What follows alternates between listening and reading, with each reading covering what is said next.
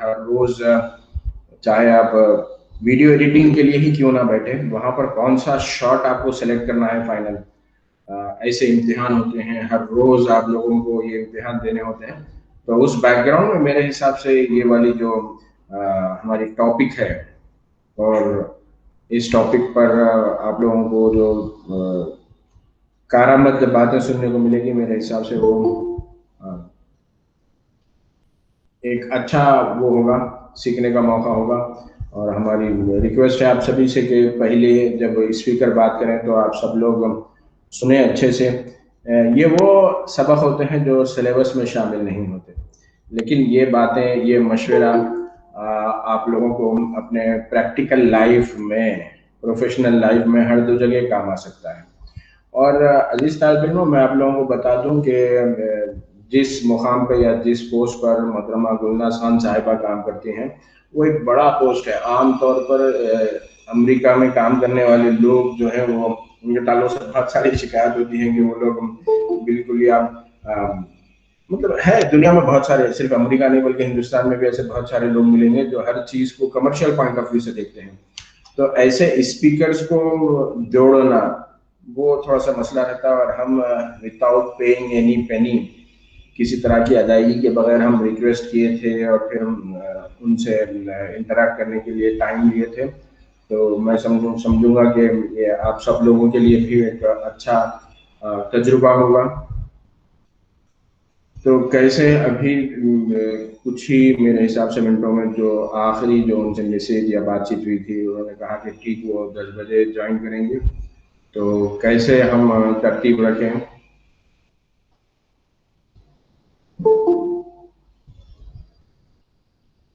जी बताइएगा।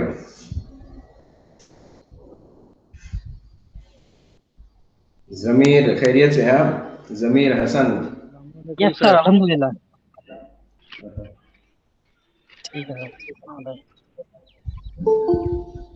अस्सलाम वालेकुम सर। जी वालेकुम सलाम।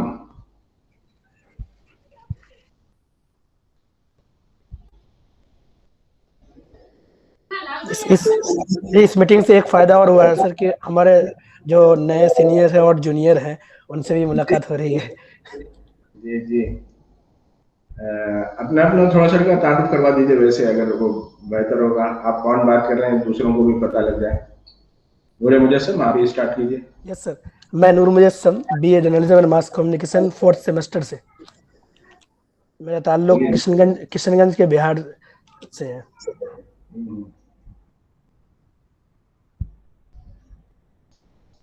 जी फैयाज। Yes sir. अपना तारुफ दीजिए, आपके सीनियर्स भी हैं क्लास में, और मतलब जूनियर्स तो नहीं, आप तो जूनियर हैं, जूनियर्स यस, आने वाले हैं। मैं Mohammad Faiyaz, BA JMC 1st semester से। मेरा ताल्लुक मुजफ्फरपुर के गांव से सर। चलिए नेक्स्ट, शमशाद आलम। जी अस्सलाम वालेकुम सर, मेरा नाम मोहम्मद शमशाद आलम है। मैं बिहार के मुजफ्फरपुर ज़िला का रहने वाला हूँ, कटरा ब्लॉक।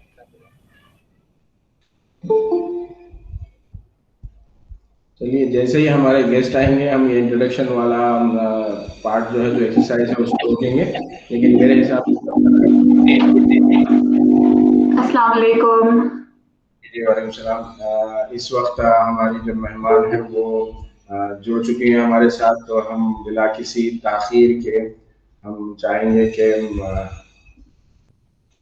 हमारे मेहमान का खैर मकदम करें, और ये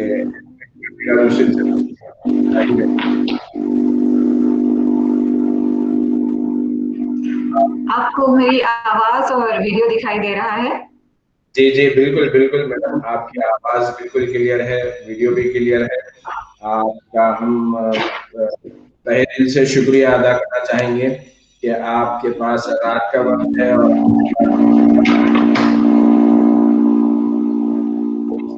आ रही है थोड़ा इसलिए पर अगर हम तो आपका आपकी आवाज कट रही थी, आई एम सॉरी। दरअसल इको आ रही है थोड़ी सी, आपके पास से साउंड थी, तो उस जानिब मैं आपको तवज्जो दिलाना चाह रहा था। अच्छा, मेरा मैं आई थिंक एक सेकंड ठहरिए, I think I do something about it, one second. तो अजीज तालिब इल्मों, हमारे साथ हमारी मेहमान गुलनाज खान साहिबा जुड़ चुकी हैं। बुनियादी तौर पर उनका ताल्लुक हिंदुस्तान से ही है। उन्होंने हैदराबाद से ही अपनी स्कूलिंग और आला तालीम हासिल की है, और बाद में वो पिछले तकरीबन 20 साल या उससे ज़ायद अरसे से वो अमेरिका की मुख्तलिफ कंपनियों में काम कर रही हैं, और फिलहाल वो अमेरिका की रियासत टेक्सास में रहती हैं, और टेक्सास का शहर है डलास, वहाँ पर वो रहती हैं। अल्लाह रब्बुल इज़्ज़त ने उन्हें अच्छे मुकाम और अच्छे मर्तबे से नवाजा है। लेकिन बहुत ठीक है, बहुत सारे लोग नवाजे जाते हैं अल्लाह ताला की नेमतों से, लेकिन उनमें से चंद एक ही होते हैं जो अपनी कम्युनिटी के हवाले से, या जो जब कम्युनिटी का कोई फर्द उनसे रिक्वेस्ट करता है कि आप हमारे बच्चों से बात कीजिएगा, उन्हें कुछ एडवाइस कीजिएगा, तो वो आसानी से उस दावत को कबूल करते हैं। तो हम सबसे पहले यही चाहेंगे कि मैडम का शुक्रिया अदा करें। ज़मीर ने सवाल किया कि क्या मैं कुछ सवाल कर सकता हूं हमारे गेस्ट स्पीकर से। ज़मीर, बिल्कुल आप सवाल कर सकते हैं, लेकिन सवालात का सेशन थोड़ा सा हम बाद में स्टार्ट करेंगे। पहले हम चाहेंगे कि मैडम को सुने। जो टॉपिक है वो आज का टॉपिक है डिसीजन मेकिंग स्किल्स, और जर्नलिज्म के स्टूडेंट्स के लिए ही नहीं बल्कि जिंदगी के हर शोबे हयात में जो फैसले लेने की सलाहियत होती है वो एक अच्छे इंसान की पहचान मानी जाती है। तो मेरे हिसाब से मुझे पूरी तवक्को है कि आज का ये जो लेक्चर होगा, जो इंटरेक्शन होगा, जो बात होगी गुलनाज मैडम के साथ, वो आप सबके लिए कारआमद होगी। मैं आप लोगों का ज्यादा वक्त नहीं लूंगा। अब मैं रिक्वेस्ट करूंगा मोहतरमा गुलनाज खान साहिबा से कि वो अपनी बात शुरू करें। मोहतरमा गुलनाज खान साहिबा। अस्सलाम वालेकुम एवरीवन, और बहुत बहुत शुक्रिया सरवरी साहब आपको मुझे यहाँ बुलाने का, और गेटिंग स्टूडेंट्स जिससे मैं मुखातिब होना चाहती थी, और मैं अपना जो ये पैशन है उसको मैं फॉलो कर सकूं।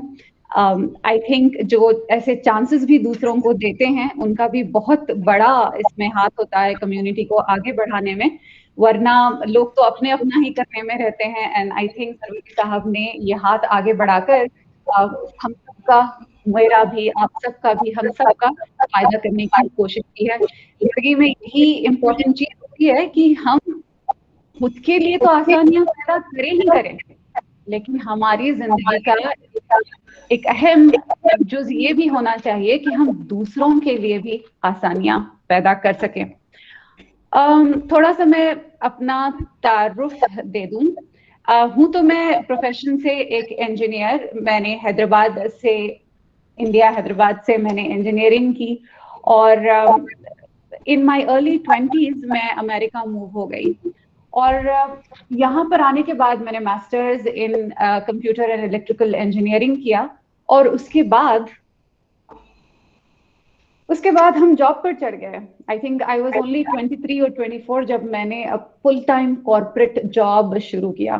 तब मैंने पहली बार जिंदगी का सही मायनों में सामना किया।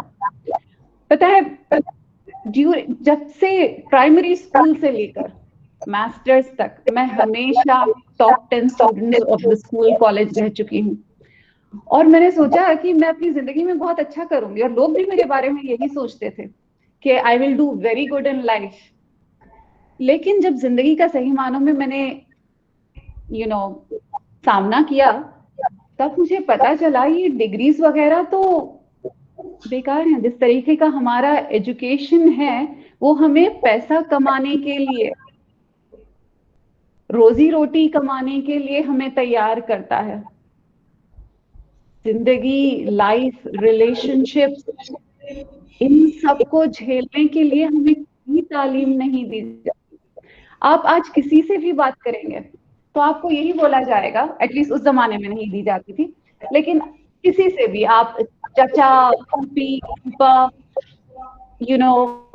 बहन, भाई, दोस्त, सबसे बात करें, उनको कोई ना कोई फिक्र खाई जा रही है।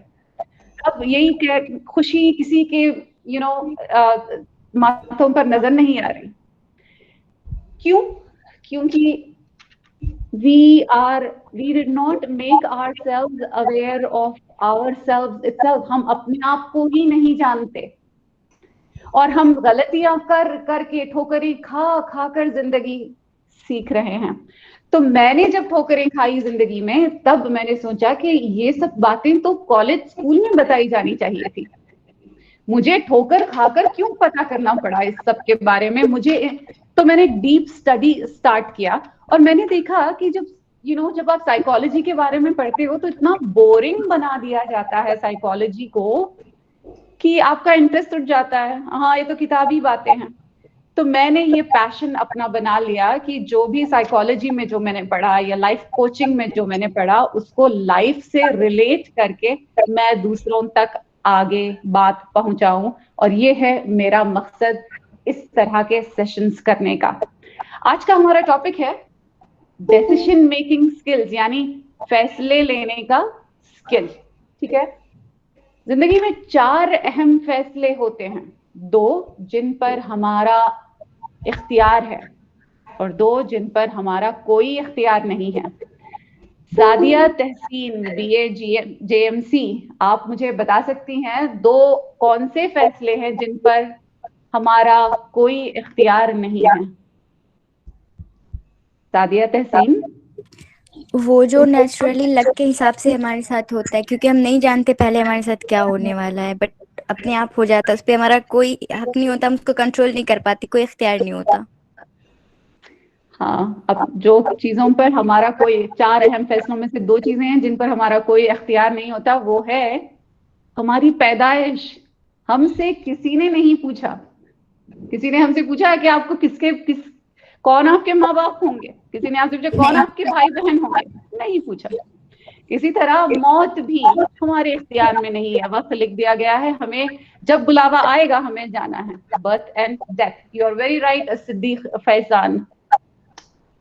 अब 2 जो अहम और फैसले हैं जो हमारे इख्तियार में, कोई मुझे बता सकता है? जिसारत अली, BA JMC, आप मुझे बता सकते हैं 2 कौन से फैसले जो हमारे इख्तियार में हैं जिंदगी में? हयात और मौत। नहीं, बर्थ और डेथ, यानी कि आपकी पैदाइश और आपकी मौत आपके इख्तियार में नहीं है। लेकिन 2 ऐसे फैसले हैं जो आपके इख्तियार में है, वो है आपका पार्टनर चूज करना। और वो क्यों? पता है, बायोलॉजिकल फर्टाइल लाइफ में अगर आप उस एज में शादी करेंगे, यानी कि बायोलॉजिकल फर्टाइल जो एज होता है आपका from your teens to your 30s और व्हाटएवर, तो अगर देखा जाए तो पार्टनर के साथ आप सबसे ज्यादा अपनी जिंदगी गुजारते हैं। तो वो सबसे ज्यादा अहम फैसला होता है जिंदगी का। इंसान अकेला रहने के लिए नहीं पैदा हुआ है।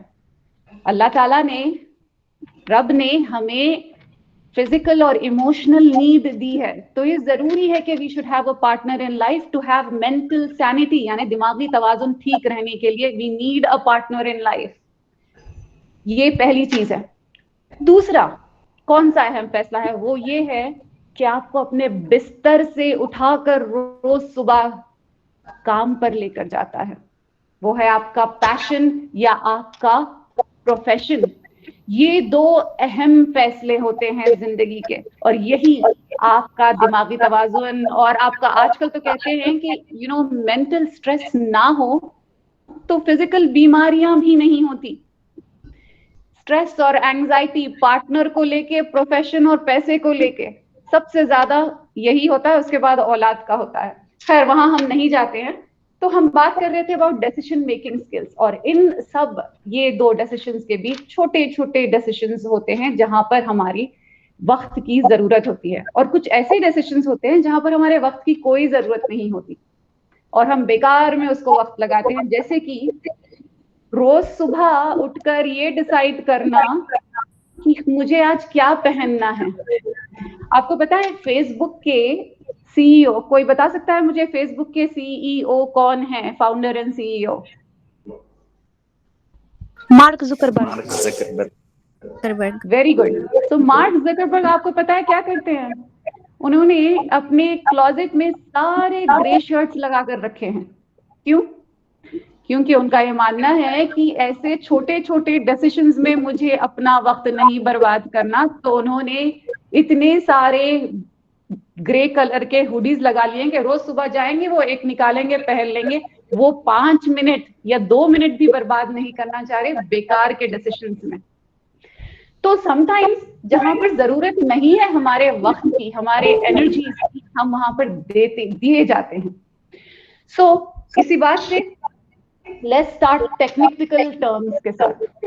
मैंने एक एक्रोनिम कॉइन किया है। एक्रोनिम का मतलब होता है, उर्दू में मुझे शायद पता नहीं क्या बोलते हैं, लेकिन फ्यूज, FUSE जैसे मैंने बनाया है एक एक्रोनिम डिसीजन मेकिंग स्किल्स के लिए। और वो क्या है? Fuse, FUSE, find what the problem is and where the problem is. F stands for find where the problem is and what the problem is. U, understand the options. ठीक है? U is understand the options. S, select the option. और उसके बाद E, execute it. अब ये पहली बात, ये जो फ्यूज जो है उसका F बहुत मायने रखता है। Find what and where the problem is, जब आप जान जाते हैं ना, 50% of the problem is resolved। ठीक है? जब आपको ये पता चल जाता है कि मसला है क्या, आप मसले को यू में सुलझा सकते हैं, क्योंकि 50% क्या है मसला पता चल जाए तो फिर क्या थे। एक छोटा सा एग्जाम्पल, बायोलॉजिकल एग्जाम्पल है। किसी को यहाँ पर कमर का दर्द होता है? आप लोग तो बहुत यंग लगते हो, लेकिन मुझे बताना किसी को कमर का दर्द होता है क्या यहाँ पर? Yes ma'am. कभी कभी, लेकिन आई एम श्योर इस रीजन की वजह से नहीं होता होगा, because you guys are very young. हम जैसे बूढ़ों को होता होगा। कमर में स्पाइन जो आपकी होती है उसमें डिस्क्स होते हैं। ठीक है?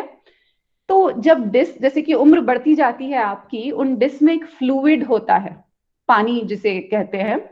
वो फ्लूइड जब कम होता है उम्र के साथ, तो डिस्क जो बोन है वो अपनी जगह से हट जाती है और वो स्पाइन से थोड़ा निकल जाती है, जिसको हर्निएशन भी कहा जाता है। तो जब क्या होता है कि उसमें नर्व जो होती है पिंच होने लगती है। तो नर्व्स जो आपकी बॉडी में होती है, they are the ones that cause pain in your body. तो नर्व जब पिंच होती है, कुछ लोगों को कमर में दर्द होता है और कुछ लोगों को कमर में बिल्कुल दर्द नहीं होता, सीधे उनके पांव में जाता है, जिसको सयाटिका नर्व पेन भी कहते हैं। तो मैं ये एग्जांपल आपको क्यों दे रही हूं? अब मुझे कमर दर्द बिल्कुल नहीं है, मुझे पैर में दर्द है और मैं अब पैर का मसाज किए जा रही हूँ, डॉक्टर्स को बता रही हूँ और पता नहीं क्या क्या, लेकिन मेरा मसला रिजॉल्व ही नहीं हो रहा। क्यों? क्योंकि वो कमर से आ रहा और डॉक्टर मुझे कह रहा है वो कमर से आ रहा है। मैंने कहा आप पागल हो गए हो, मेरा तो दर्द जो है पैर में है और आप कमर बोल रहे हो। तो इट्स वेरी इंपॉर्टेंट ये जानना कि आपका प्रॉब्लम है क्या। यहाँ पर प्रॉब्लम क्या है? पेन, दर्द, और वो पिन पॉइंट करना है, वेयर इज इट? कमर में है, आपकी बैक में है, आपके पैर में नहीं है। सो इट्स वेरी इंपॉर्टेंट कि आप ये जानने की कोशिश करें कि प्रॉब्लम एग्जैक्टली कहां पर है। ठीक है? अब नेक्स्ट जो पॉइंट है वो है अंडरस्टैंड द ऑप्शंस। जब आप अंडरस्टैंड करते हैं, MBA में पढ़ाते हैं ये, और वो है SWOT analysis, SWOT, strengths, weaknesses, opportunities and threats. ये सब बातें आप नोट करिए, क्योंकि एंड में मैं क्विज लेने वाली हूँ। क्योंकि मैं इतना जब बोल रही हूँ, मैं चाहूंगी कि आप सब इस पर तवज्जो दें और गौर से सुने इन सब बातों को। ठीक है? तो SWOT एनालिसिस क्या है? Strength, weakness and opportunities and threats analysis. तो कोई भी फैसला लेने से पहले आपको ये एनालिसिस करना है कि मेरी कौन सी स्ट्रेंथ्स ये डिसीजन लेने के बाद उभर कर आएंगी जिसमें मेरा फायदा होगा, मेरी कौन सी वीकनेस ये डिसीजन लेने के बाद उभर कर आएगी जिसमें मेरा नुकसान होगा। Opportunities, regular work related example अगर मैं आपको दूं, चलिए आप एक खेती बाड़ी करते हैं और वहां पर एक फार्म लगा लिया है, आपने जमीन खरीदी, लोगों को, फार्मर्स को आपने हायर किया, वहां पे आप ऑरेंजेस उगा रहे हैं। अपॉर्चुनिटी आगे क्या होगी, कोई मुझे बता सकता है? हर चीज है आपके पास, लैंड है, फार्मर्स हैं, ऑरेंजेस उगा रहे हो, आगे जाके और क्या हो सकता है वहां पर? कोई मुझे बता सकता है? अब्दुल्ला सलाम।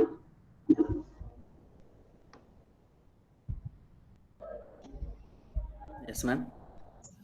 आप मुझे बताएं अपॉर्चुनिटी क्या है इस फैसले में कि आपने फार्मर्स को बुलाया, लैंड खरीदा और आगे आप वहां पर ऑरेंजेस की फार्मलैंड डालने वाले हैं, तो आगे उसमें अपॉर्चुनिटीज क्या होंगी, क्या क्या पॉसिबिलिटीज होंगी उस फैसले में?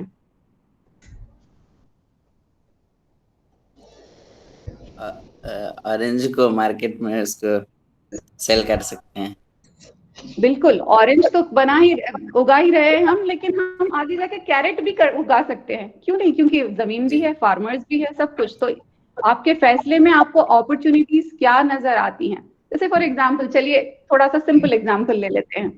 अब आप एक फन लविंग दोस्त बना रहे हो, उसकी पॉसिबिलिटी क्या है कि एक फन लविंग दोस्त के और भी फन लविंग दोस्त होंगे, तो आपका सर्कल और ज्यादा बढ़ेगा। ठीक है, थ्रेट्स की तरफ जाते हैं, यानी कि रिस्क जो उठाते हैं। अब रिस्क में यही एग्जांपल देते हैं ऑरेंजेस का। किस जगह पर आपने लैंड खरीदी है, जहां पर मौसम कैसा भी हो सकता है, आपकी तूफान आ सकता है, कुछ भी हो सकता है, वो थ्रेट है, वो रिस्क है। चलिए ये let me give you another example here. जब आप किसी से शादी करते हैं और आपको स्पाउस बहुत पसंद है, लेकिन रिस्क ये भी हो सकता है कि उनके साथ सास, ससुर, साला, साली, नंद वगैरह सब आते हैं और उनका भी हमें बर्दाश्त करना पड़ता है। मैं आपको just giving this example so that you understand, ये थ्रेट भी होगा आपको, ये रिस्क भी होगा। तो हर चीज का फैसला लेने से पहले यू शुड हैव अ स्वॉट एनालिसिस। कौन सी स्ट्रेंथ आपकी काम आएगी, कौन सा वीकनेस, इनका तोल आपको इसके बाद क्या करना है, यू हैव टू मेजर कि मैं कौन सा कितना रिस्क उठाऊं।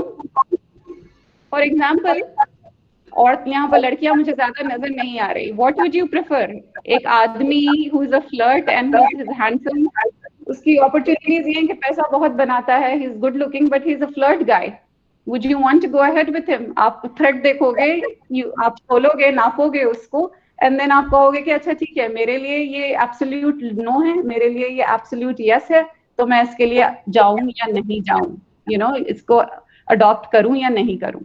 तो इस तरीके से हर डिसीजन में we need to make a स्वॉट एनालिसिस। अब सबसे important part of the discussion, चीजें जैसी हैं हमें वैसी दिखती नहीं है। क्यों नहीं दिखती? स्वॉट एनालिसिस करने के लिए we should have clarity of mind, यानी आपका दिमाग क्लियर होना चाहिए।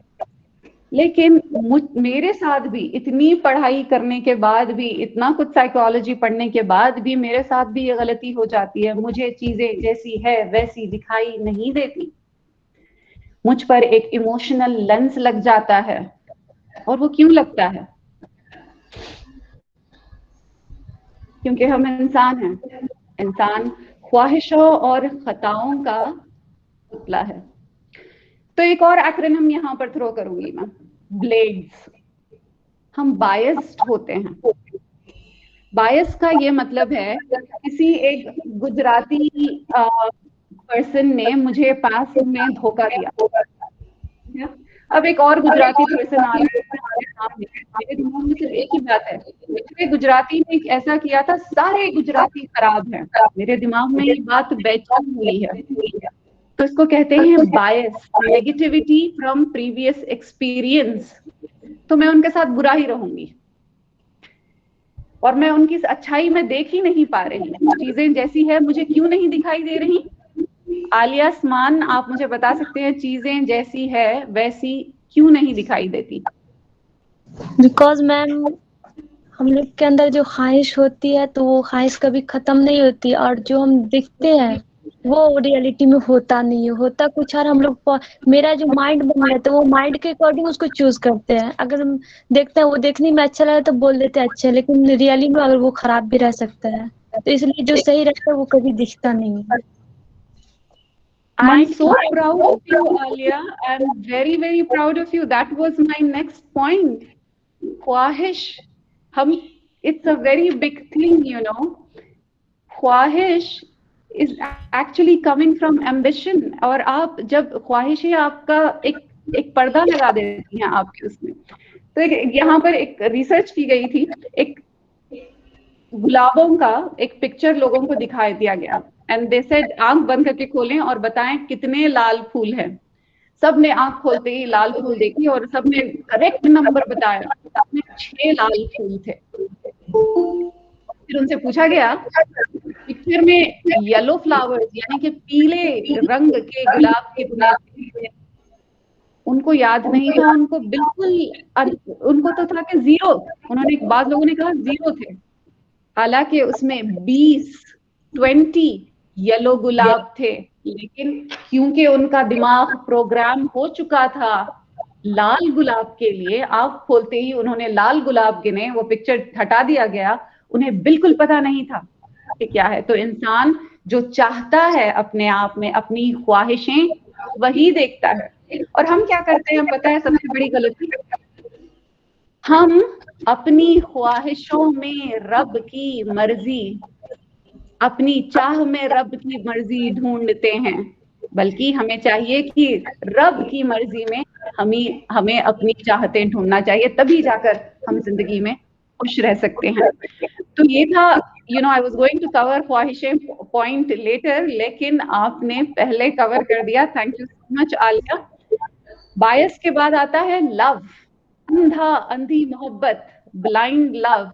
आपको पता है इंडिया में पॉलिटिशियन ने कहा था एक लड़की के रेप पर, उन्होंने कहा कि बॉयज विल बी बॉयज, लड़कियों को आगे बाहर रात को नहीं निकलना चाहिए। हाँ, of course safety is a good thing, लेकिन जब ये आप कर रहे हो तो आप नेगेटिविटी को, आप उनका साथ दे रहे हो ऐसे कमेंट्स पार करके, क्योंकि आपको अपने बेटे से इतनी मोहब्बत है, अंधी मोहब्बत जिसे कहते हैं। तो इमोशनल लेंस मोहब्बत से भी होता है। गुस्सा एक ऐसी चीज है जो आपकी हिकमत छीन लेता है। आपको पता होता है कि किसी ने कुछ गलत किया है, तो आप वही गुस्से में आप फोकस हट जाता है आपका एंगर में, विच इज ब्लेड्स का 3rd point. 4th point is denial, यानी हमें साफ दिखाई देता है लेकिन हमें उम्मीद लगी रहती है कि ये चीज हमारे साथ हुई नहीं है। ये चीज मैंने एक इंडिया में देखी थी, कॉर्पोरेट ले ऑफ के वक्त मेरे एक चचा थे, उनका ले ऑफ हुआ था, और उसके बाद वो एक डिनायल में थे। वो कह रहे थे नहीं, मेरा मैनेजर मुझे वापस बुला लेगा, उनको इतना, और वो जॉब नहीं ढूंढ रहे थे, बेकार की उम्मीद लगाकर बैठे थे। तो इसको कहते हैं डिनायल, यानी सच्चाई को नकार देना। फिर आता है स्ट्रेस में भी हम चीजें जैसी है वैसी देख नहीं पाते। और सबसे बड़ी चीज, इंडिया, पाकिस्तान, हर जगह देसियों में, यानी कि साउथ एशियन लोगों में जो बहुत ज्यादा रैम्पेंट है, वो है सुपरस्टिशंस। आज कुछ बुरा होने वाला है, हम ये सोचकर हम अपनी एक पर्दा डाल देते हैं अपनी आंखों पर, काली बिल्ली ने कर दिया या जो भी है, कई जहालत की बातें होती हैं। तो सुपरस्टिशंस भी एक और चीज है जिससे हम अपने आप पर आंखों पर पर्दा डाल लेते हैं। तो ये था blades, bias, love, anger, denial, और एक और चीज जो मैं भूल गई वो है ईगो। ईगो इज शैतान। ईगो में भी हमें चीजें जैसी है वैसी दिखाई नहीं देती, हमें अपने आप के अलावा कोई दिखाई नहीं देता, इसीलिए हम डिसीजन सही नहीं ले पाते इन रीजंस की वजह से। तो अगर हम अवेयर हो जाएं कि दीज आर द थिंग्स कि मुझे इन पर काम करना है, अगर मैं कोई डिसीजन नहीं ले पा रही तो आई शुड बी वर्किंग, अरे मुझे ये इमोशनल लेंस आ गया है क्या मैं बायस्ड हूँ, क्या मैं प्यार में अंधी हो रही हूँ, या फिर मैं गुस्सा आ रहा है मुझे, या फिर ईगो यानी सेल्फिशनेस में मैं चीजें जैसी है वैसी नहीं देख पा रही हूँ, या फिर स्ट्रेस, या फिर सुपरस्टिशन। अगर आप ये देख लें और आपको ये पता चल जाए कि these are one of my negativities, तो आपको चाहिए कि उसके बारे में बैठकर सोचें। लेकिन आप अगर अपने आप से चीज को रिजॉल्व नहीं कर पा रहे, इस्लाम में भी कहा गया है कि मशवरा ले, एडवाइस। और एडवाइस किससे लें? एडवाइस आप उसी से लें जो उस चीज में माहिर हो। आप किसी गंजे से जाकर ये नहीं पूछेंगे कि बाल कैसे उगाते हैं, ठीक है? दूसरा, एडवाइस जिससे आप ले रहे हो, आपको हमेशा ये याद रखना है कि वो आपसे कंपटीशन में या जेलसी में नहीं है, क्योंकि ये इंसानी फितरत होती है कि जिसके साथ आप ये वाइब नहीं फील करते, कंपटीशन और जेलसी वाली, वहां पर वो बिल्कुल उनकी नीयत साफ है, नीयतें आमालों का दारोमदार नीयतों पर है, तो उनसे आपको अपनी एडवाइस लेनी है। तो advice is a very very important factor of decision making skills.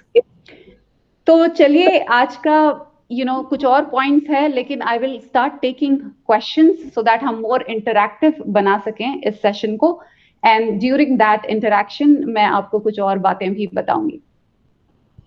Anyone has questions?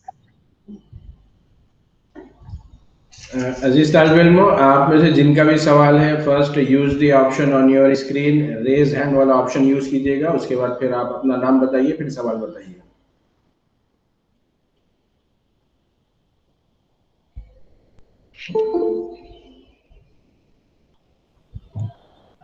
जी आलिया।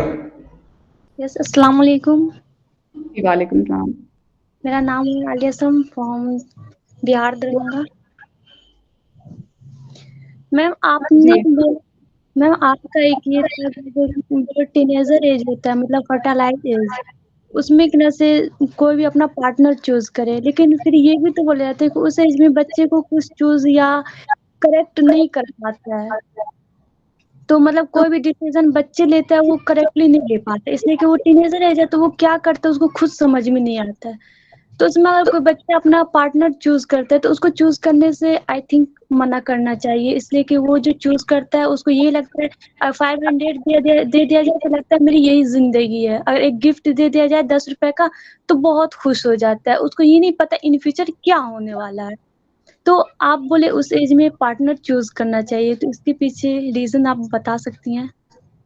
मैंने ये नहीं कहा था Alia, very good question, thank you, कि उस एज में पार्टनर चूज करना है। मेरा कहने का ये मतलब था कि अगर आप काउंट करें जिंदगी के ईयर्स, तो सबसे ज्यादा फर्टाइल एज जहां शुरू होती है, वहां से आप पार्टनर जैसे आपकी जिंदगी में आए तो सबसे ज्यादा उस इंसान के साथ आप वक्त बिताते हो, तो वो इंसान को चूज करने के लिए बहुत सोच समझ कर डिसीजन लेना चाहिए। मेरा ये मतलब था। आपका पॉइंट बहुत वैलिड है कि टीनेज में या अर्ली एज में पार्टनर चूज करना बेवकूफी है, और वो क्यों है? क्योंकि उस वक्त का जो प्यार होता है, मैं उसको कहती हूँ हार्मोनल प्यार है। आपका वो हार्मोन्स आपका प्यार डिक्टेट करते हैं, इसीलिए it's not the right age. और जैसे कि मैंने कहा, पार्टनर चूज करने के लिए या कोई भी डिसीजन में हो, you should always consult other people. इसीलिए तो मैंने ये इमोशनल लेंस की बात बताई। Blinded in love, blinded in bias, blinded in ego, blinded in anger, ये सब इमोशंस टीनेज में सबसे ज्यादा होते हैं, क्योंकि आपके हार्मोन नया नया आप पर काम करने लगते हैं। विथ 17, 18, 19, 20 में आपके जाके हार्मोन्स आपके स्टेबलाइज होते हैं। I know this is male and female सब है यहाँ पर, लेकिन एक बात मैं औरतों के लिए कहना चाहूंगी, मुझे ये बात बहुत बाद में पता चली। During your menstrual cycle, after your menstrual cycle, you know you are in a very happy mood, यानी आप सबसे अच्छा रहते हो, एक्सटैटिक आपका बिहेवियर होता है बिकॉज इट्स योर हार्मोन्स। और just before you start your period, उससे पहले आप बहुत ज्यादा दुखी और सैड और परेशान होते हो। तो देखिए, और आपको ये लगता था होगा कि अरे आज खुशी की बात हुई है इसलिए खुश है, नहीं, कोई बड़ी बात भी हो जाए और आपके खुशी के हार्मोन्स का टाइम जब चल रहा हो तो आपको उतनी बुरी नहीं लगती, एंड वाइस वर्सा। तो दिस इज अबाउट हार्मोनल प्यार, जो you know it's not the right thing to choose in the right age. उम्मीद है मैंने आपके सवाल का जवाब दिया हो Aliya. Yes ma'am, yes, thank you so much. और कोई तालिब इल्म सवाल और तो मैम? यस सर, मुझे पूछना है sir. Ma'am, I am Saeeda Alam from MA और I have a question related to past experience, ma'am. How to control our mind? Actually, जो ओवर थिंकिंग हमारी होती है, मैं उससे रिलेटेड क्वेश्चन करना चाह रही हूँ। जी, पास्ट इंसान के हाथ में होता है। पहले आपको मैं थोड़ी सी न्यूरो साइंस की बात बता दूं। जो आपको तो पता है ना सईदा, दैट ब्रेन में न्यूरॉन्स होते हैं और एक न्यूरॉन का कनेक्शन दूसरे न्यूरॉन से होता है। Do you know that Saeeda? Yes ma'am. Okay, तो न्यूरो पैथवेज कहते हैं, एक न्यूरॉन से दूसरे न्यूरॉन का कनेक्शन को न्यूरो पैथवे कहते हैं। अब पास्ट का कोई बैड एक्सपीरियंस है और आप उसको सोचते जा रहे हो, उसके बारे में आपको परेशान किया जा रहा है, तो that connection from neuron 1 to neuron 2 फर्ज करें, वो पक्का होते जाता है। जितना आप उसके बारे में सोचते जाएंगे उतना वो पाथवे पक्का होता जाएगा, इतना पक्का होता जाएगा कि वो आप पर हावी हो जाएगा। इसीलिए कहते हैं energies go where your focus goes. आप जिधर चाहें फोकस करें तो एनर्जी वहां पर आपकी वहीं जाएगी और उसी को पक्का करेगी। और जो आपकी अच्छाइयां हैं उसको आप, बिकॉज आप अच्छाइयों के बारे में, स्ट्रेंथ पर आप कॉन्सेंट्रेट बिल्कुल नहीं कर रहे, तो आहिस्ता आहिस्ता वो स्ट्रेंथ, जो न्यूरोपैथवे स्ट्रेंथ वाला न्यूरोपैथवे है, वो कमजोर होता जाएगा, वो तारें कमजोर होती जाएंगी, and this will take you over. अब ये बात कहने के लिए तो आपको मैंने समझा दी कि साइंस कैसे काम करती है। इसीलिए लोग डिप्रेशन में मर भी जाते हैं, कैंसर भी हो जाता है, ट्यूबरकुलोसिस भी हो जाता है, just because they are not able to take their mind away from something bad that happened to them, जिसका कोई इलाज नहीं है। अगर इलाज होता तो you would work on it, right? और आप उसका हल कर लेते। तो इसका एक पहला हल ये है, अगर आप कुछ भुलाना चाह रहे हैं जिसके ऊपर आप काम नहीं कर सकते और जिसका कोई हल नहीं है, उसको भुलाने के लिए you have to do exercise। इतनी एक्सरसाइज आप जब करेंगे, आपकी बॉडी में there is a chemical called serotonin, वो रिलीज होता है, and that will help you forget about things। और दूसरा कोई ऐसा पैशन चूज करें, ऐसा पैशन चूज करें जिसमें आपका दिल लग जाए और आप ये सब भूल जाएं। यू नो ये तो बहुत पर्सनल बात है, लेकिन मैं आपसे शेयर करती हूँ। एक मुझे भी इसी तरह आपकी तरह शायद बॉदर कर रहा था पास्ट का, और उसी चीज से मैंने ये पढ़ाई शुरू की ऑन द साइड, और ये सब मैंने शोज अपनी जिंदगी में स्टार्ट किए, और यकीन करें I never go back there ever. और दूसरी बात, पास्ट की चीजें कब याद आती हैं? जब आप अपने प्रेजेंट से खुश नहीं हैं। ये जानने की कोशिश करें कि आप अपने प्रेजेंट से खुश क्यों नहीं हैं। Once you are happy with your present and you have achieved what you want, आप पास्ट को भुला सकते हैं। Does that answer your question, Saida Alam? Thank you so much, ma'am. Any more questions regarding that?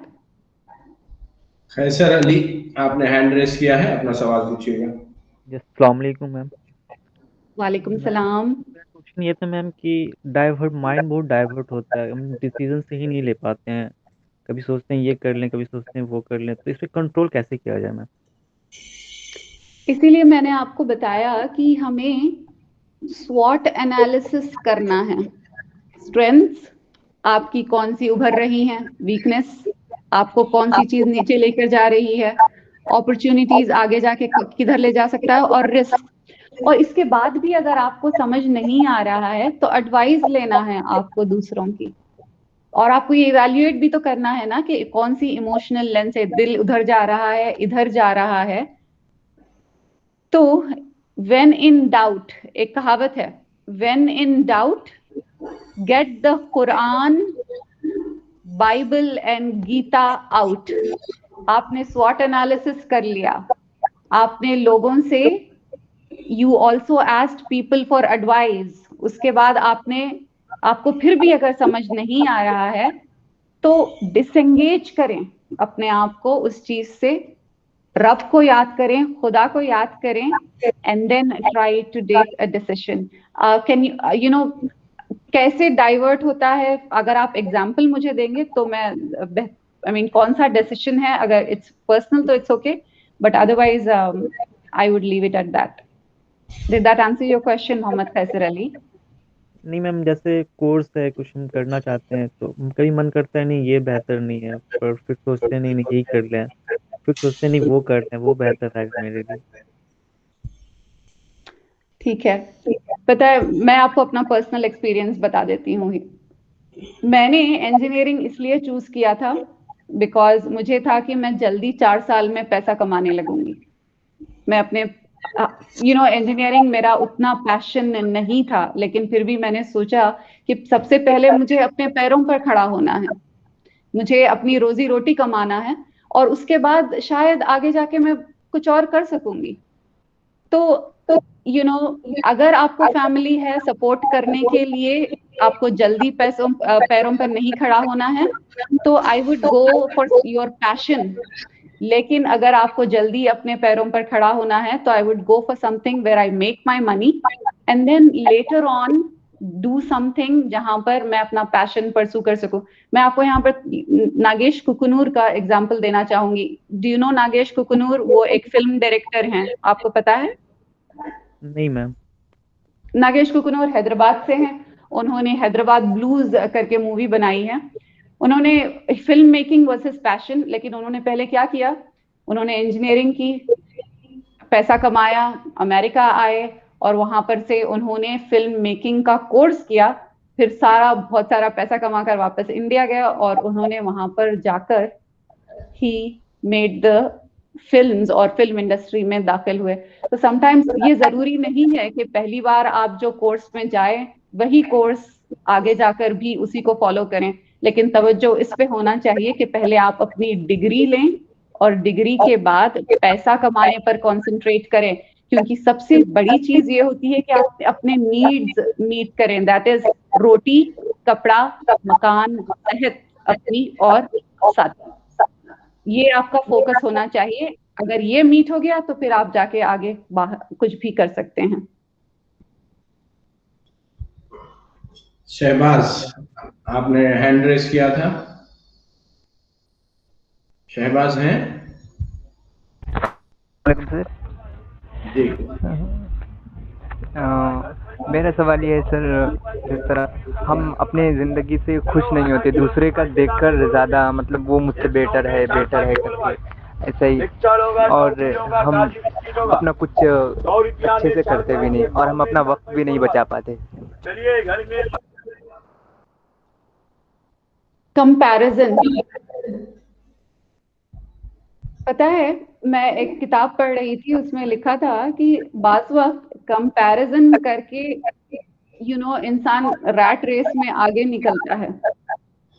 Comparison jealousy और competitiveness में नहीं बदल रहा, तो आपको चाहिए कि आप उस इंसान को अपना इंस्पिरेशन बनाएं, रादर दैन उससे आप कंपेयर करके आप जेलस होकर अपने आप को बंद कर लें।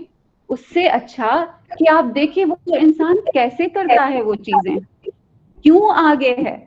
कोई इंसान किसी से आगे सिर्फ इसलिए होता है ताकि उसकी मेहनत होगी, उसकी लगन होगी, और आप में वो चीज क्यों नहीं है। अगर आप ये चीजों को पेपर पर लिखें तो यकीन करें you will be able to achieve it so easily. लेकिन पहले आपको, अच्छा एक और चीज, हम बाज वक्त लोगों से कंपेयर करके हम ये सोचते हैं कि हमें भी वही चीज चाहिए बिकॉज वो सक्सेसफुल है, लेकिन एक्चुअल में हमें वो चीज चाहिए ही नहीं होती। हम उनके साथ कंपैरिजन कर करके उनकी जगह पर उनसे जेलसी और कंपटीशन में पहुंच जाते हैं, लेकिन वहां पर पहुंचकर हमें होता है मैं यहाँ पर क्यों आया, किस लिए आया। And jealousy in competition is a very natural feeling to have Mohammad Shahbaz. बिल्कुल उसमें कोई बुरी बात नहीं है कंपैरिजन करना, और कंपैरिजन करना भी चाहिए, वरना आपके रोल मॉडल कैसे बनेंगे। You need to have comparison, but the only thing is you have to note down कि वो इंसान चीजें अलग कैसे करता है, और शायद उसको फैमिली का सपोर्ट भी हो, तो आप उसको कम्बैट कैसे कर सकते हैं, आप किस एरिया में ज्यादा मेहनत करके उस इंसान से आगे तो नहीं कहूंगी, उस राह पर कैसे जा सकते हैं। ये आप डेफिनेटली आप ये कर सकते हैं, because human mind, trust me, अगर कुछ ठान ले वो बहुत कुछ कर सकता है, लेकिन हम अपने आप को खुद चांस नहीं देते। हम ये कंपैरिजंस में, जेलसीज में हम अपने आप को बंद कर लेते हैं, but we have the capability to do a lot. जब आप क्वेश्चन आप कर रहे हैं, माशाल्लाह, you are coming forward and asking such bold questions. I am so proud of you Mohammad Shahbaz, but trust me, जब आप में इतनी काबिलियत है तो आप में ये काबिलियत भी है कि आप पेपर पेन एनालिसिस करें कि वो कैसे बेहतर हैं, और आप अपने आप को इवैल्यूएट करके आगे निकल सकते हैं। शुक्रिया मैम, जज़ाकल्लाह। You are welcome. चलिए, और कोई स्टूडेंट है तो मेरे हिसाब से अभी कुछ बचा है। Jasarat Ali. Yes sir, this is Amreez sir. जी, दो तीन लोग हैंड अप किए थे। हाँ जसारत, आप पूछ लीजिए पहले, उसके बाद फिर। Okay sir. जी सर, अस्सलाम वालेकुम। अस्सलाम वालेकुम जी, मैंने भी जसारत अली फ्रॉम कटिहार।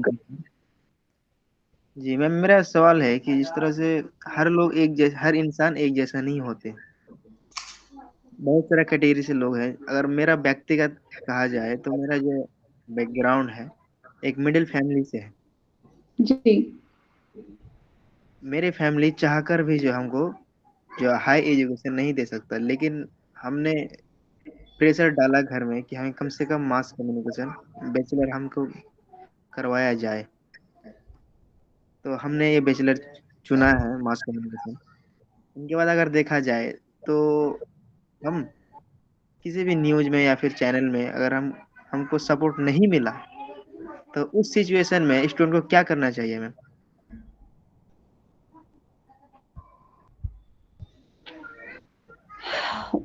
पहले तो आपने कहा कि आप मिडिल क्लास फैमिली से हो, और मैं तो मुबारकबादी देना चाहूंगी कि आपने अपनी फैमिली से इस बात पर उनको मनाया और आप यहाँ तक पहुंचे हैं।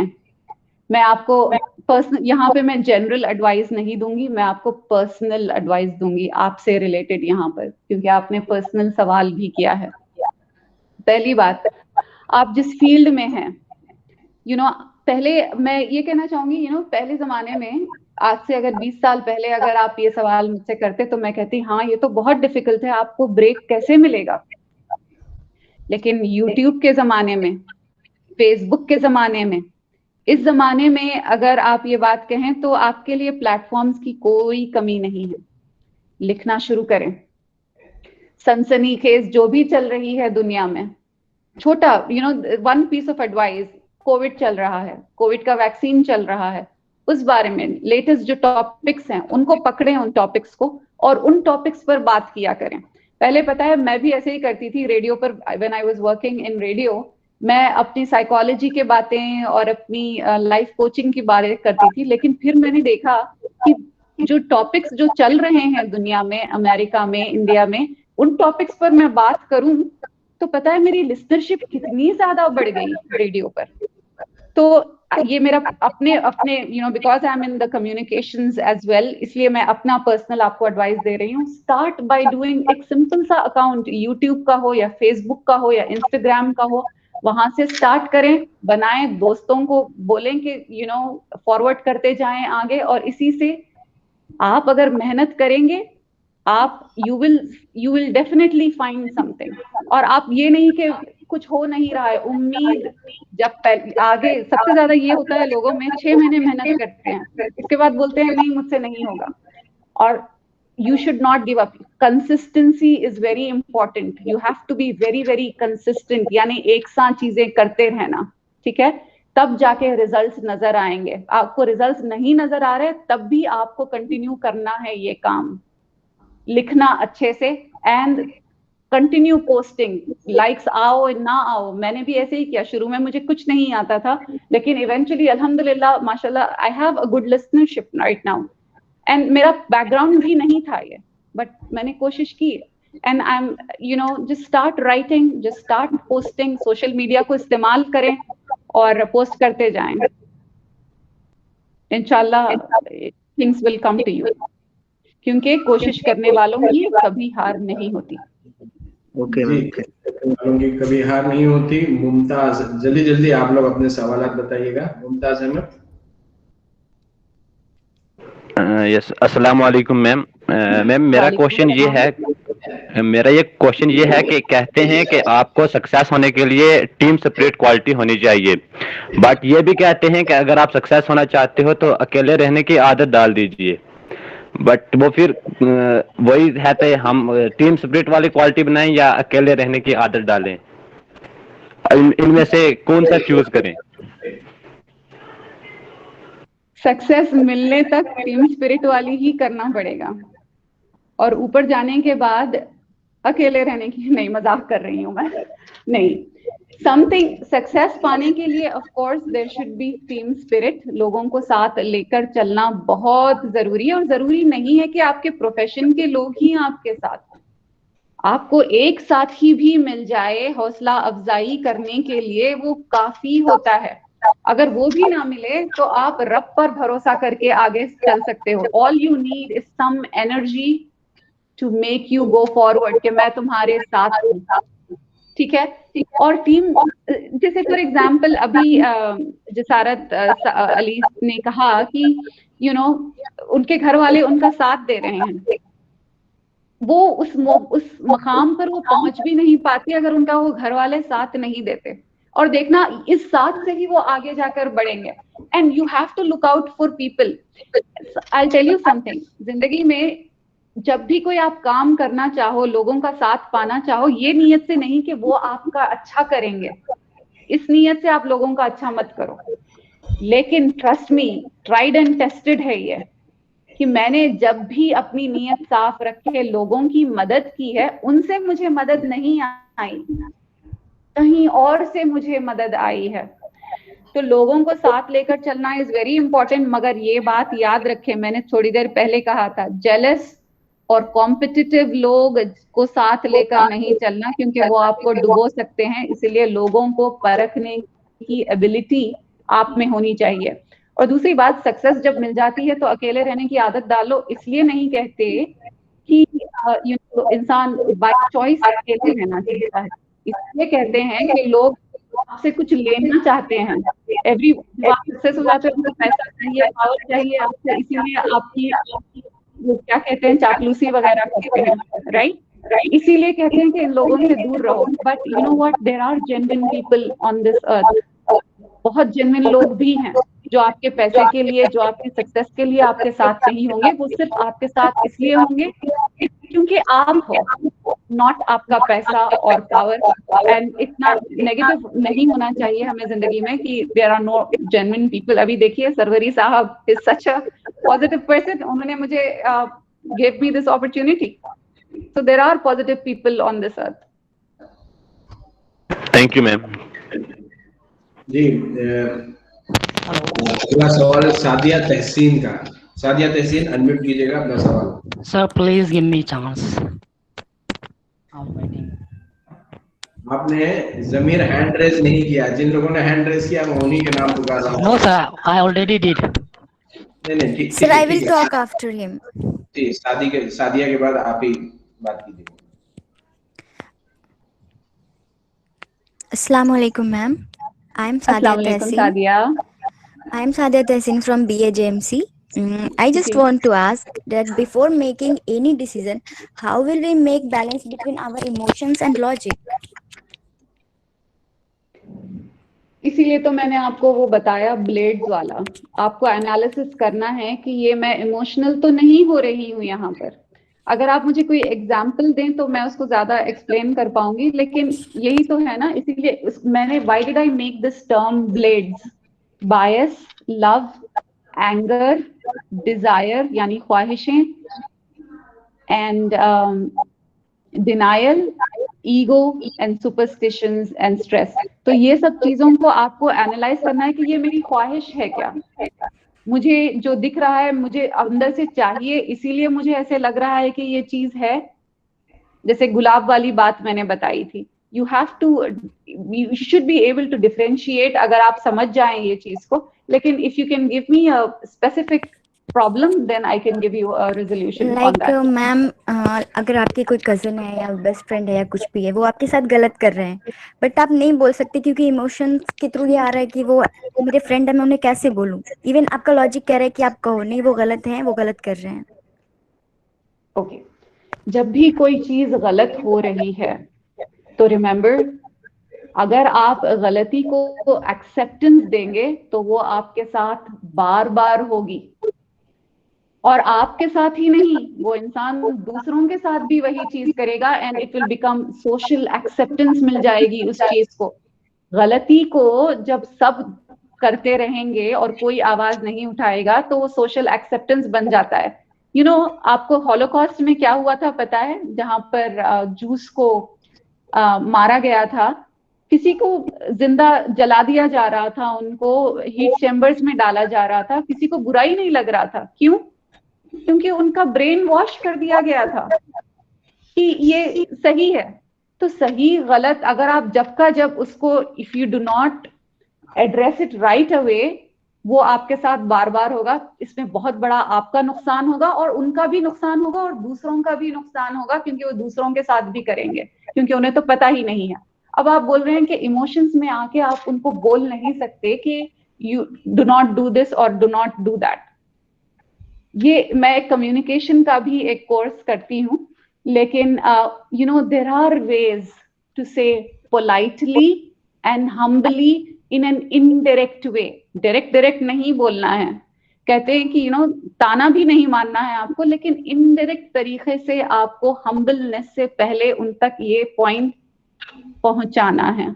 अगर इनडायरेक्ट तरीके से भी नहीं समझ रहे वो, तो यू नो किसी और से बुलवाना है, या फिर कुछ भी नहीं हो रहा तो फाइनली उनको अकेले में, दूसरों के सामने नहीं, जब भी आप लोगों को फीडबैक दे रहे हो, अगर आप चाहते हैं कि वो पॉजिटिवली वो फीडबैक लें, तो आपका ये है कि you should B one on one, यानी कोई और वहां पर ना हो, और उनको बात करें कि मुझे ऐसे बुरा लगा, लेकिन हो सकता है कि ये आपकी नीयत नहीं थी, लेकिन it came across like this, I am sorry, लेकिन मुझे ये बुरा लगा, आप इस पर रोशनी डाल सकते हैं क्या? हो सकता है कि मैंने गलत सोचा हो और आपने गलत किया ही नहीं हो, तो हम इस बात को क्लियर कर लें। अगर आप पोलाइटली लोगों से कम्युनिकेट करें तो हर चीज का हल हो सकता है। It's just that the way you approach, your choice of words and the tone of your voice is very very important. मगर मैं आपको ये कहना चाहूंगी कि please do not keep quiet अगर आप कोई भी आपके साथ गलत कर रहा हो तो। Okay ma'am, thank you. You are welcome. Zameer, आप अपना सवाल पूछिएगा। मैं माफी चाहता हूँ, आपका हैंड नजर नहीं आया, आप 2 बार सवाल पूछने के लिए आगे आए। जी जमीर। Thank you, sir. Good morning, ma'am. This is MD Zamir Assam from Journalism Department. Assalamualaikum, Zamir. Ma'am, before I ask you a question, let me tell you honestly, I'm very passionate in journalism, and I have covered recent Bihar Assembly election for my own YouTube channel and Facebook. So Mashallah, right now, ma'am, now I am thinking about studies further. like from BA to masters. So I want to ask you question for the how is it to study in USA? I want to know from you, ma'am, because I have done so many research and I find that it is not easy as I think.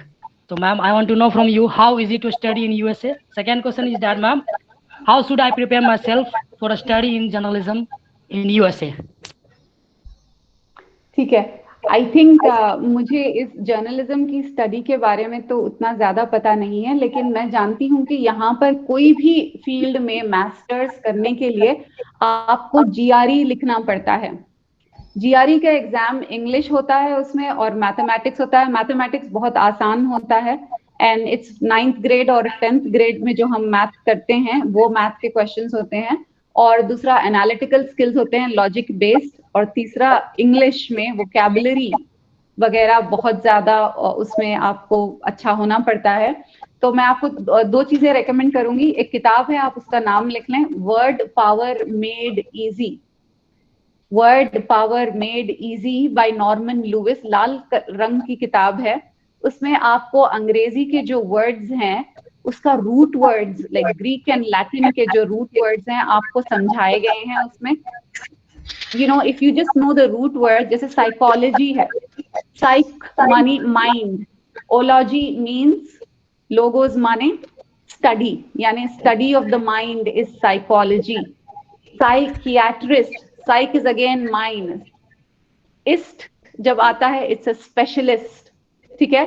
अब ego पे आते हैं, ego maniac, ego का मतलब है self यानी कि आई, और मेनियक मतलब पागल, यानी अपने आप के अपने आप में ही वो पागल हो रहे हैं, ईगो सेंट्रिक। तो हर चीज का जो उसमें लफ्ज है, उसमें वर्ड्स हैं, are explain to you in basic root words, जिससे आपको इंग्लिश के वर्ड्स लर्न करने में आसानी होगी और आपकी वोकैबुलरी बेहतर होगी। तो मैं सजेस्ट करूंगी कि you should go through that book and then go for Barron's GRE की किताब, वो एग्जाम लिखने के लिए। And about coming here for masters, मैं आपको बता दूं कि इंडिया में एक वो चलता है गवर्नमेंट मुसलमानों के लिए, at least in Andhra Pradesh, Telangana state, if you are from middle class या तो वहां पर आपको 10 लाख रुपीस दिए जाते हैं to do masters in America, 2 किस्तों में 10 लाख रुपीस। क्योंकि आई नो पर्सनली पीपल जो तेलंगाना से यहाँ पर आए हैं उनको 10 लाख रुपए दिए गए थे 2 किस्तों में टू कंप्लीट देयर मास्टर्स। तो शायद आपकी गवर्नमेंट भी आपको ये yes ma'am, from minority affairs. जी बिल्कुल, तो वो भी आप उसका भी इस्तेमाल कर सकते हैं। बट अगेन आपको आपकी इंग्लिश बहुत अच्छी बेहतर करनी है आपको, और उसको जो मैंने किताब बताई है, and of course you have to keep talking and talking in English to improve your English.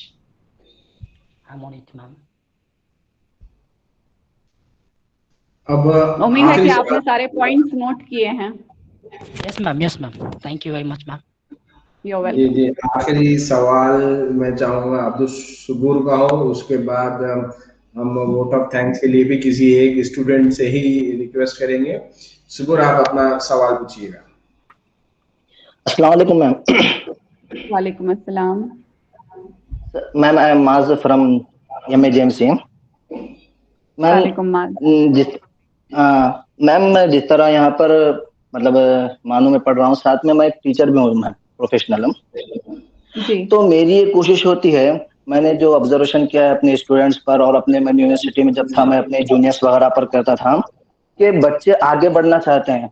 अब एज ए टीचर तो मेरी ये कोशिश होती है, और मैं दूसरों को भी कहता हूँ कि हमको सिर्फ बच्चों को एजुकेशन नहीं देना है, बल्कि एजुकेशन के साथ साथ उनकी तरबियत करना है। एजुकेशन तो ऐसे बुक से भी ले सकते हैं कोई भी जो बड़े होते हैं। तो उसमें जो सबसे कॉमन चीज मैंने देखा कि बच्चे आगे बढ़ना चाहते हैं, लेकिन एहसास से कमतरी जो होती है वो बच्चों के अंदर बहुत पाई जाती है मैम, जिसे हम कह सकते हैं कि इंफीरियरिटी जिससे कहते हैं, कि बच्चे अपने आप को बहुत कमतर समझते हैं, एहसास से कमतरी आ जाती है। अब किस तरह से हम कोशिश करें कि उनके अंदर इस चीज को खत्म किया जाए, यानी खुद एतमादी उनके अंदर किस तरह से हम ला सकते हैं।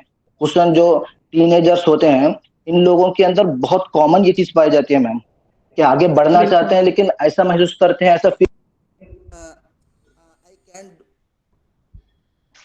वो ये फील करते हैं कि आई कैन डू दिस, मैं नहीं कर सकती, मैं ये नहीं कर सकता, इस तरह की चीज उनके अंदर पाई जाती है। तो मैं चाहता हूँ कि उनको इस तरह से ब्रेन वॉश किया जाए या उनको इस तरह से बेहतरीन तौर पर तैयार किया जाए कि वो अपने अंदर एक खुद एतमादी पैदा कर सकें, सेल्फ कॉन्फिडेंस जिसे हम कह सकते हैं। तो how can do sir ma'am? Very good question, and Abdul Sabur Sahab, and I really appreciate कि आप अपने students के बारे में इतना सोचते हैं कि उनको आगे कैसे बढ़ाएं, and you're working in that direction. Thank you for doing that for the community. खुद एतमादी इंसान, अगर आप दूसरों की मदद करना चाहते हैं, पहले तो खुद एतमादी पे अगर इंसान खुद काम करने लगे तो सबसे ज्यादा फर्क पड़ता है, लेकिन आप मदद यहाँ पर करना चाह रहे हैं तो कांस्टेंट एनकरेजमेंट और उनको वन ऑन वन उनकी जो स्ट्रेंथ है उनकी तारीफ करें, नॉट दूसरों के सामने। अगर आप दूसरों के सामने करेंगे उनकी तारीफ तो दूसरे बच्चे कॉम्प्लेक्स में आ जाएंगे। अकेले में जब भी मिलते हैं आप उनसे तो अरे ये आपने बहुत अच्छा किया, या ऐसे ये बहुत अच्छा है, आप बहुत आगे जाओगे, these are the kind of words that will really help them. और दूसरा खुद एतमादी, अगर आप जैसे स्कूल में पढ़ाते हैं तो एक मैं आपको यहाँ पर टिप दूंगी कि यू नो छोटे से कॉम्पिटिशन्स रखें बच्चों में, और कॉम्पिटिशन्स के लिए आप उनको मदद करें प्रिपेयर करने के लिए। और यू नो टीम वर्क वगैरह में जब कोई जीत जाता है, प्राइज मिलता है, तो उनको बहुत ज्यादा ये अच्छी फीलिंग आती है कि दे कैन डू इट, मैंने ये कर दिखाया है। ये एक चीज है जिसे आप उनकी मदद कर सकते हो, लेकिन you also have to give them tips कि वो अपना सेल्फ कॉन्फिडेंस कैसे बढ़ाएं। वो अपना सेल्फ कॉन्फिडेंस इससे बढ़ा सकते हैं अपनी कम्युनिकेशन स्किल्स पर काम करके। Communication is a very important thing, साफ सफाई में। और यू नो मैं हमेशा कहती हूँ, यू नो फर्म फ्रेंडली और क्या कहते हैं, फेयर कम्युनिकेशन होना चाहिए। उनको आप ये बताएं कि फर्म आप रहेंगे तो आपका कोई फायदा नहीं उठाएगा, फ्रेंडली आप रहेंगे at the same time, so you know people will get attracted to you, people would like to work with you. और फेयर का मतलब ये है कि ना मैं अपना नुकसान होने दूंगी, ना मैं किसी का नुकसान करूंगी या करूंगा। ये firm friendly and fair communication skill अगर आप अपना लेना तो बच्चों में it will be very helpful आगे बढ़ने के लिए। And as I said, encouragement is the only way you can get them out, plus prizes देना एंड कॉम्पिटिशंस वगैरह में उनकी मदद करना। That's what I think. इसके और भी एंगल्स हो सकते हैं, but this is what came to my mind right now. Thank you ma'am. Thank you. बेहद शुक्रिया। रात के 11:30 बज चुके हैं आपके पास, उसका मुझे एहसास है, लेकिन मैं चाहूंगा आखिरी जो रस्म होती है शुक्रिया की, वो शुक्रिया की रस्म अदा करने के लिए हमारे कोई स्टूडेंट आगे आए। What I feel कि भाई I will take this opportunity as an to provide platform to the students कि उन लोगों ने आपसे क्या सीखा है और कैसे वो शुक्रिया का फरीजा अंजाम देते हैं। कौन आएंगे शुक्रिया अदा करने के लिए? जी आलिया। मैम मैं इससे पहले तो आपसे क्वेश्चन कर ही रखी हूँ, तो मैं तो कोई कर नहीं सकती, अब कर भी सकती हूँ अगर ऐसा मौका मिला तो। बहुत बहुत आपका शुक्रिया। आपने मतलब जो भी क्वेश्चन किए आप करेक्टली आई थिंक आंसर दे दिए कुछ हद तक।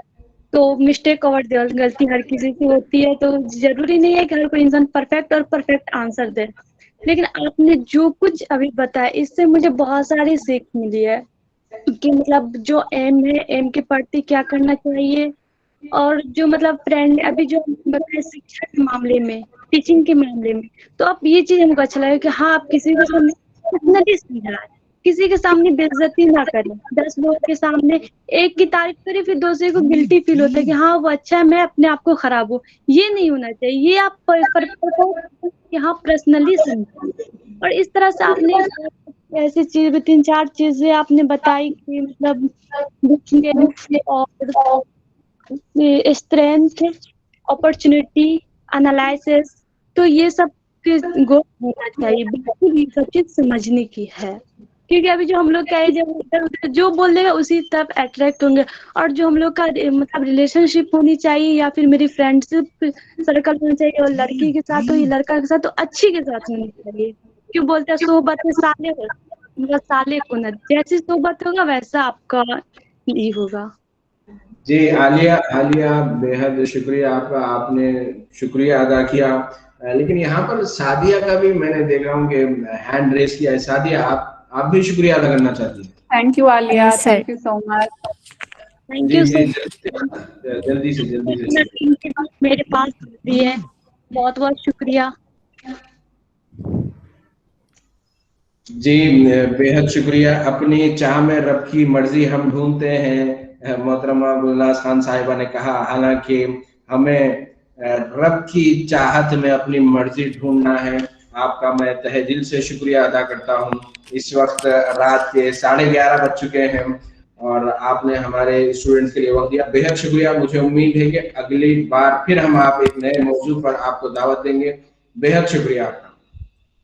Jazakallah, thank you everyone for having me, and I thoroughly enjoyed it, and I hope I was of help. And thank you, Sarwari Sahab, for doing this community work. Jazakallah. Thank you. Assalamu alaikum. Thank you, ma'am. Thank you.